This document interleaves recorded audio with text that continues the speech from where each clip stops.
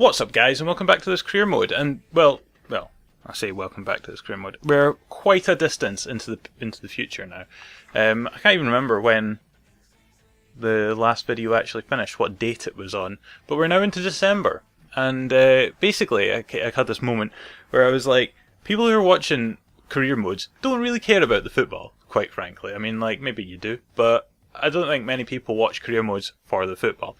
So I'm going to basically cut the football out of it completely, and we're just going to talk about basically my team and where everything's going, and we're going to have sort of monthly updates each week rather than just like going through games and showing you goals. If there is a goal that I'm particularly proud of, I might show you, like this one that happened a few weeks ago. The attack.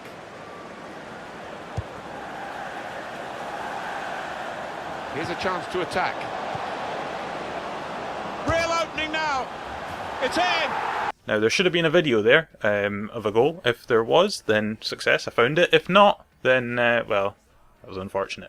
But it was a pretty damn good goal. So, what we're going to do is we're going to basically have a look at where we're standing. And as you can see, we're not too bad. We're sitting second in the league at the moment to Brighton, who are doing a not Burnley, who was it last season?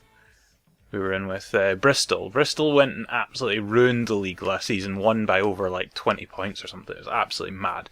Brighton are doing that again this season, 9 points clear of us. They were, I think, further away than that, and we've managed to close it down. So, yeah, not too bad, but they've gone unbeaten so far in the season. 18 games, not lost a single game yet. So, yeah, it's looking a bit ominous for a top spot. But, as you can see, our goal difference is actually not too bad comparison, because our defence is actually really solid. We've not been scoring a lot of goals at all. As you can see, it's the same. It's the way I just play. I just never seem to score many goals. I always tend to keep a lot of clean sheets and score maybe 1-2-0 games. It's never really like a 5 or 6. It does happen occasionally, but it's not like every week. Whereas I think of a lot of other teams, they score a lot of goals, but they also concede goals quite a lot. Whereas I score goals but don't concede. Don't score as many goals, but I don't concede as many either. So yeah, goal difference not bad, but our goals for are not great. Our goals against is really good. So yeah, just have a look at the league here, and you can see Cardiff City sitting bottom. Look like they might be going down, which is well, given that they were in the Premier League, what, like 4 or 5 seasons ago at this point, given that we're already 2 seasons into this, then yeah, not too great. And yeah, Leeds as well down there, Charlton, nothing too ridiculous. Leeds is quite ridiculous, but nothing absolutely mad. West Brom are still up there, given that they got relegated last season. Not too bad. Burnley as well, Aston Villa, Birmingham, all fighting for that playoff positions. And then just outside it, you got Derby, Nottingham Forest, Wolverhampton, Norwich, and QPR probably still there as well. And there's a little bit of a gap back to Fulham, I think, is it? No, QPR have got a gap to Norwich. But anyway, enough of that. So that's how the league's looking at the moment. Not too bad. And I'll show you what my squad currently is. And basically, this is my weekly squad. If I have to make changes because of energy, then I will. But like, this is what I start out with. This is what I try to have. If I'm playing my best team, this is what I'll put out. And as you can see, defence, I haven't actually trained any of my defenders much, so they've not really gone up anything. Davis has gone up 1, I think, just naturally. Baker's gone up a few. I have trained him a little bit, but not too much. Moreno Barroso, who I signed at the very end of August, I managed to, he's up to 73. He was, I think, 69 when he joined us, maybe 70, so he's gone up quite a bit. I have trained him a wee bit, but nothing ridiculous. So he's actually getting really good, and he's now my #1 striker. Everything about him just really good. He's fast, he's agile, he's got decent skills, he's got an amazing ability to score a goal from some ridiculous angles, and I might show you a couple of goals that I've scored with him. So yeah, here's a couple of goals I've scored with him. Costas Manolas. Oh, he's through. Going for goal! Well, they passed their way up into a good position here, and then just lost the concentration, lost the ball as well. Well, they've got to work hard to try and get it back. He's got his shot off now. Well, he scored. Again, hopefully there was video there. If not, then, well, screw it. yeah, so he's actually really, really good going forward. He's my number one. Like, end of. He's absolutely beastly. Like that 4-star weak foot and 3-star skills. Nothing great, but it's not like 1. So it's better than nothing. As for who else, Baker's really good. Dennis Moraes is, as I said at the start of my career mode, that this guy's something to watch, and I don't know why he's so good, but he's only 62 rated. But I can't live without him. If I put somebody like Aaron Wildig in, I've got no defensive ability, because Lewis Baker, although he's not bad, he's not like the best at defending. He doesn't come back very quickly, and he's more of a sort of like playmaker kind of character, whereas I need somebody solid to sit and defend, and this guy just does it. He's everywhere. He just covers so much ground. The only downside of him is his stamina's not great. He's only 57 stamina, so he does run out of energy, and it means I can't play him every week, which is unfortunate. But I do have Aaron Wildig if I need to. If I want to go a bit more defensive, I've got I can't remember this lad's first name. Anyway, Murphy, Daryl Murphy, that's what I think. He always put him in, and this Tavares boy as well is quite good defensively. So I've got options, and I'm still sticking with Nizic, which is he's not bad. Fernandez is alright as well. They're both equal rated, but I just kind of stick with Nizic because I've been playing him a load recently, so I don't really want to like switch things about. I got this guy at the same time as I got Moreno Barroso, and he's absolutely shite. Although he's 72 rated, he just doesn't suit me. He's got decent stats, but he just doesn't actually use them. Like, his acceleration and sprint speed is really good, but for some reason, when you're on a counter-attack, he's sitting in the midfield doing absolutely nothing to get forward. He's one of these players who just, for some reason, likes to run backwards towards his own team rather than going in behind and stuff. Despite having the stats and the ability to do it, he just never does it, even though I'm telling him my default instructions for my striker is to get in behind. So why, when I'm playing him up front, he doesn't do that? He just comes back all the time. I don't know, but he's got such good stats, and it's so annoying that he's not like better than he is. But I just can't handle him. I just really don't like him. He's really, really annoying me because he should be good, but he's just not.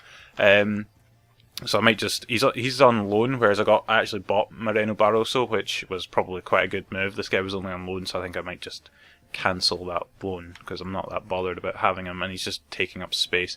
I've got 4 strikers, only ever play 1, so I don't really need them. But this Silvera boy as well, really good. I'm really enjoying playing with him. He's got really good agility and stamina. Again, not stamina, sprint speed.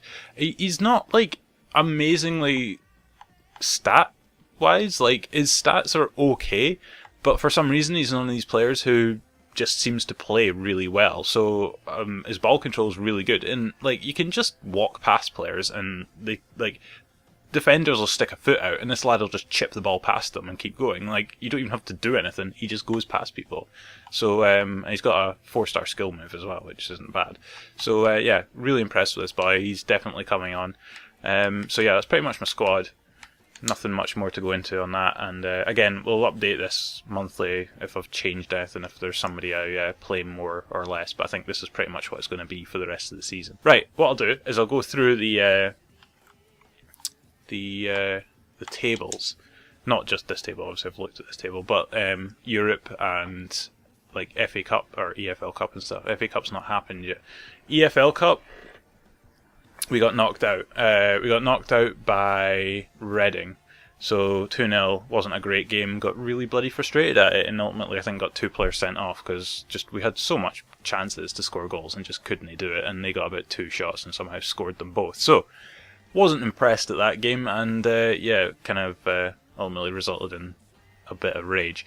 Nothing too ridiculous there, to be honest. Nothing standing out as being. Well, Sunderland beat Newcastle. That was pretty impressive on penalties as well. It's quite funny. That was our pre-season tournament. That was absolutely nothing. Nobody cares about that. Champions League.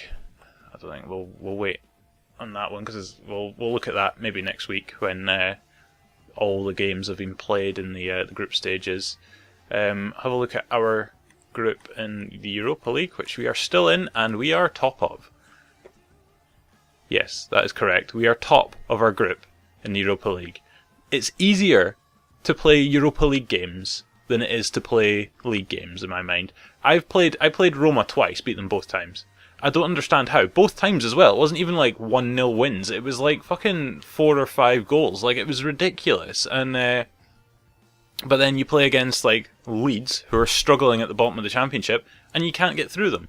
It's like if a team defends, if they just sit back and are happy to defend, there's nothing you can do. You can't get through them.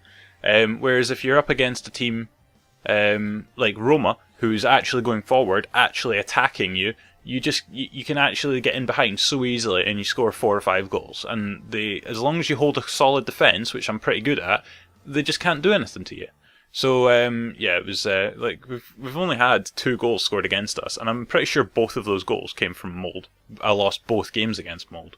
If I just played them, and if I had beaten them, I would have been guaranteed promotion, guaranteed top spot into the round of 16 or 32.